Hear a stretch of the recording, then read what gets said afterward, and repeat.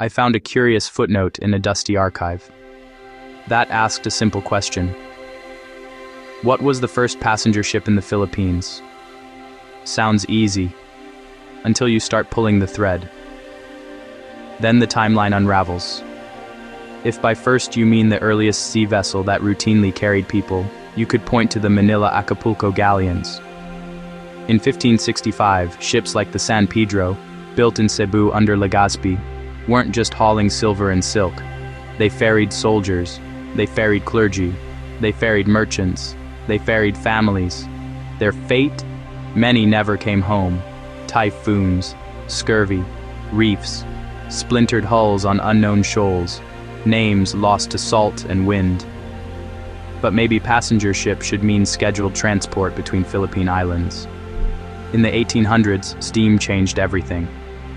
You see names in ledgers: Magallanes, Elcano. Early lines like Compañía Marítima, tickets, timetables, seats. Their fate? Boilers failed, hulls ran aground, ownership shifted with wars and recessions, stripped skeletons on quiet beaches. Or maybe first should mean Filipino-owned, built to carry Filipinos, by Filipinos. Turn-of-the-century newspapers hint at local entrepreneurs launching inter-island packets. These ships weren't famous. They were reliable. Their fate? Scrapped, renamed, repainted, until the original identity dissolved. So here's the mystery. Which first are we honoring?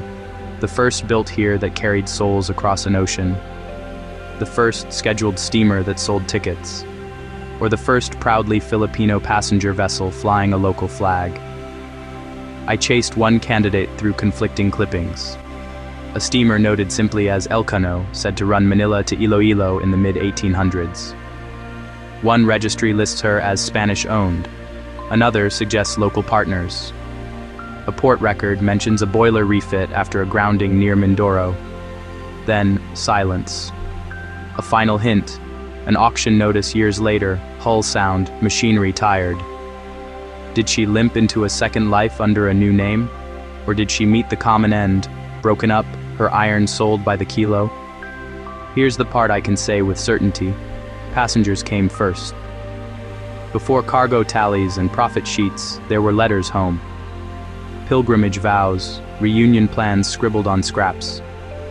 The first passenger ship, whichever hull earns the title, was really a promise.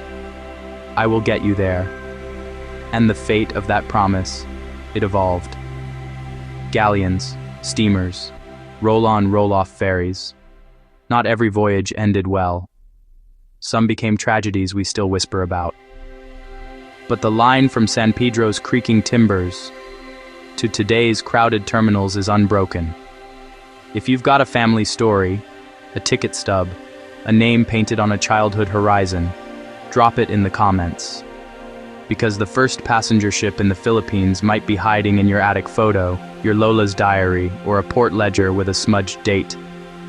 And when we find her, we won't just discover a ship.